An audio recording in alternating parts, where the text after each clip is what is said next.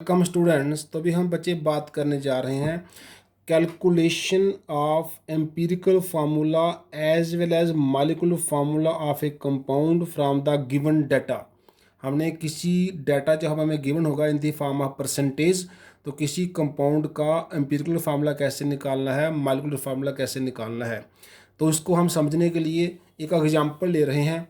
An organic compound contains 4.07% hydrogen है, उसमें 24.27% carbon है एंड 71.65% क्लोरीन है, और उसका जो मोलर मास है वो है 99 ग्राम्स।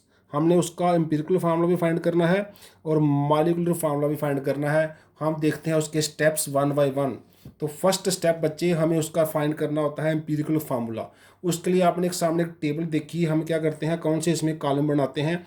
जैसे एलिमेंट का सिंबल लिखेंगे, हमारे पास कौन कौन से एलिमेंट्स हैं, carbon, hydrogen, chlorine. Second column में लिखते हैं परसेंटेज, वो हमें गिवन है। जैसे कार्बन की परसेंट 24.27 है, हाइड्रोजन का 4.07 है, क्लोरीन का 71.65 है। नेक्स्ट जी एटॉमिक मास, तो कार्बन का 12 है हमें पता है, हाइड्रोजन का 1 होता है, क्लोरीन का होता है 35.5। तो ये डाटा हमने गिवन लेके चलना है। अब नेक्स्ट स्टेप क्या है, हम निकालते हैं रिलेटिव नंबर ऑफ मोल्स, जैसको बच्चे एटॉमिक रेशो भी कई बार कहा जाता है।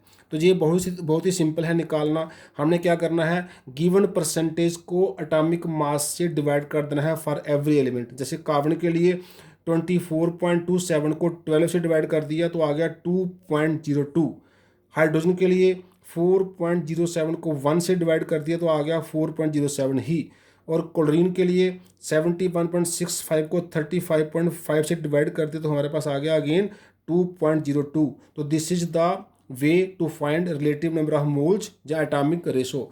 इसके बाद नेक्स्ट स्टेप हमारा है सिंपल मोलर रेशो या सिंपल एटॉमिक रेशो निकालना।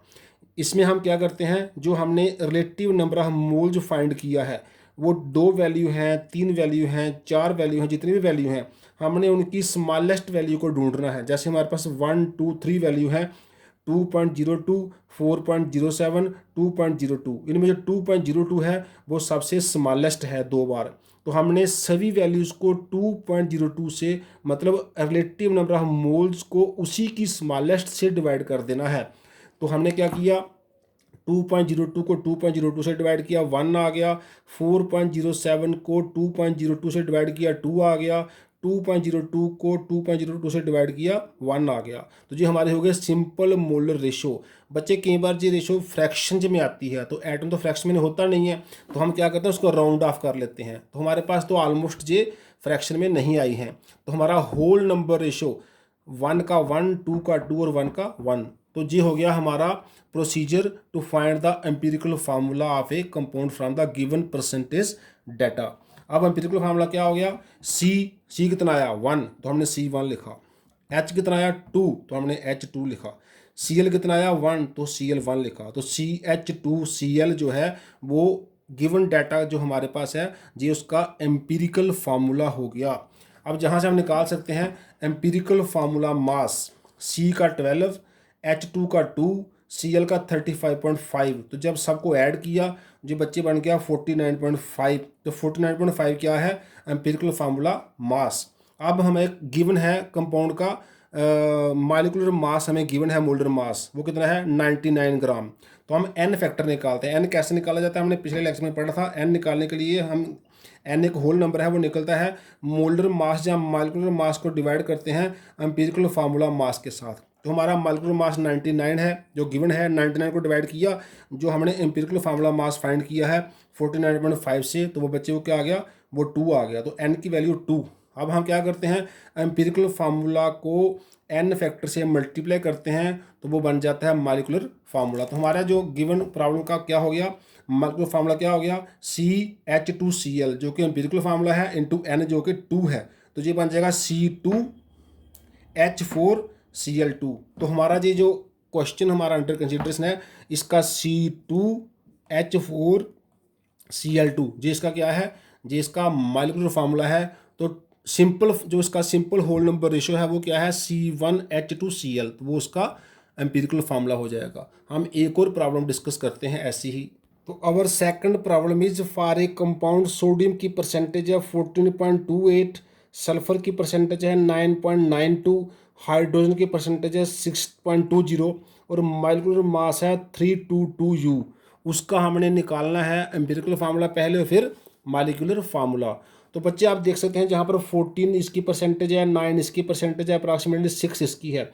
और तीनों परसेंटेज को प्लस करें हम, परसेंटेज ऑफ सोडियम, सल्फर और हाइड्रोजन, वो तीनों को ऐड करके 14.28 को, 9.92 को और 6.20 को, वो बनता है 30.40। तो किसी भी कंपाउंड में sum of the percentage of all the elements 100 होनी चाहिए। तो जहाँ 30.40 बन रहा है, अगर ऐसा केस आपको मिल जाए कि जिसमें परसेंटेज 100 को अप्रोच ना करे, तो जो रेस्ट ऑफ द परसेंटेज है दैट इज़ फॉर ऑक्सीजन। तो हम कह सकते हैं परसेंटेज ऑफ ऑक्सीजन क्या हो गया, 100 में से 30.40 जो इन तीनों की परसेंटेज है उसको माइनस कर दिया, वी आर लेफ्ट विद 69.60। तो ये इस कंपाउंड में गिवन प्रॉब्लम में हो जाएगी परसेंटेज ऑफ ऑक्सीजन। ये एक बहुत बार ऐसी प्रॉब्लम आपको मिलेंगी जब बाकी एलिमेंट की परसेंटेज 100 नहीं बनेगी, 100 को टच नहीं करेगी, तो जो आपको 100 को टच करने के लिए बच जाएगा वो बच्चे ऑक्सीजन होगा। सो एलिमेंट्स आप ऐसे element sodium, sulphur, hydrogen, oxygen. Percentage 14.28 given है, 9.92 गिवन है, 6.20 गिवन है और ओ का रिमेनिंग 69.60 हमने फाइंड कर लिया। एटॉमिक मास सोडियम का 23, सल्फर का 32, हाइड्रोजन का 1, ऑक्सीजन का 16। रिलेटिव नंबर ऑफ मोल्स 14.28 को 23 से डिवाइड किया 0.62 आ गया, 9.92 को 32 से डिवाइड किया 0.31 आ गया, 6.20 को 1 से डिवाइड किया 6.20 ही आ गया, 69.60 को 16 से डिवाइड किया तो 4.35 आ गया। अब इनका जो स्मॉलेस्ट है वो क्या है, वो 0.31 है। इससे सबको डिवाइड करना है, तो 0.62 को 0.31 से डिवाइड किया 2 आ गया, 0.31 को 0.31 से डिवाइड किया 1 आ गया, 6.20 को 0.31 से डिवाइड किया 20 आ गया, 4.35 को 0.31 से डिवाइड किया 14 आ गया। तो ये हो गया सिंपल मोलर रेशो। ये पहले ही होल नंबर है तो होल नंबर रेशो हो गई 2, 1, 20, 14। तो हम लिख सकते हैं एम्पिरिकल फार्मूला क्या हो गया, Na2S1 H20 and O14. So Na2SH20O14 is the empirical formula of the given compound. Now empirical formula mass Na2 का हो गया 46 क्योंकि 23 एक का है, 2 का 46 हो गया, S1 का 32 हो गया, H1 का 1 होता है तो H20 का 20 हो गया, O14 का हो गया, एक O का 16 होता है तो 14 O का हो गया 160। इन चारों वैल्यू को प्लस किया तो आ गया 322। तो इसका एम्पिरिकल फार्मूला वेट क्या है, 322। तो अब हमारे पास क्या है, एन फैक्टर। एन कैसे निकालते हैं, मॉलिक्यूलर मास को डिवाइड करते हैं एम्पिरिकल फार्मूला मास के साथ। तो गिवन हमारे मॉलिक्यूलर मास कितना है 322, एम्पिरिकल फार्मूला मास भी 322 आ गया, तो 322 को 322 से डिवाइड किया तो एन की वैल्यू क्या आ गई, 1 आ गई। दैट मीन्स इस केस में जो एम्पिरिकल फार्मूला होगा वही मॉलिक्यूलर फार्मूला होगा। तो हमारा मॉलिक्यूलर फार्मूला क्या हो गया, एम्पिरिकल फार्मूला को एन से मल्टीप्लाई कर दिया, मीन्स 1 से मल्टीप्लाई कर दिया, तो same Na2SH20O14 is the empirical formula as well as molecular formula.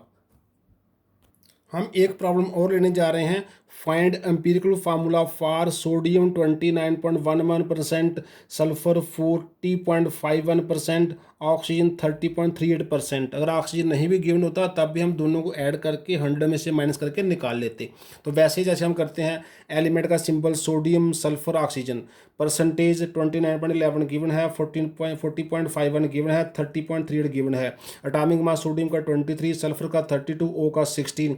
Relative number of moles में 29.11 को 23 से डिवाइड किया 1.266 आ गया, 40.51 को 32 से डिवाइड किया 1.266 आ गया और 30.38 को 16 से डिवाइड किया 1.897 आ गया।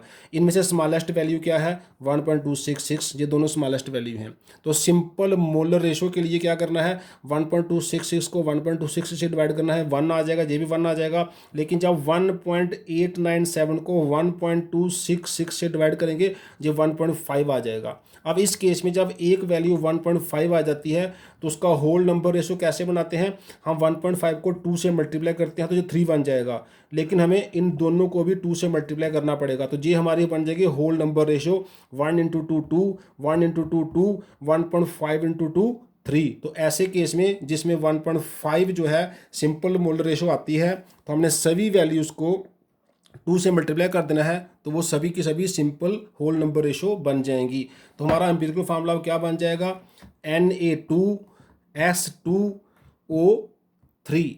अगर बच्चे किसी केस में हमारे पास कोई वैल्यू 1.3 आ जाती है से सिंपल रेशो की, तो उसको 3 से मल्टीप्लाई करना है आपने, तो वो बन जाएगी 3.9। इसको अप्रॉक्सीमेटली आप 4 कंसिडर कर लेंगे, लेकिन वो जितनी भी वैल्यूज होंगी सबको फिर 3 से ही मल्टीप्लाई करना है। तो मीन्स जो हमारी सिंपल होल नंबर रेशो है, सिंपल मोलर रेशो है, उसको होल नंबर बनाने के लिए 1.5 के लिए सबको 2 से मल्टीप्लाई करना है, 1.3 के लिए सबको 3 से मल्टीप्लाई करना है। तो जी आपने कई बार ऑलमोस्ट वो पहले ही सिंपल की जगह अगर किसी का आंसर मान लो 1.1 आता है तो उसको हम 1 कंसिडर कर लेंगे, 1.9 आता है उसको 2 कंसिडर कर लेंगे, लेकिन अगर 1.5 या 1.3 कुछ इस तरह आता है तो उसको 2 या 3 से मल्टीप्लाई करना है। लेकिन जब मल्टीप्लाई करना है फिर एक वैल्यू को नहीं करना है, जैसे 2 से किया तो सभी को करना है।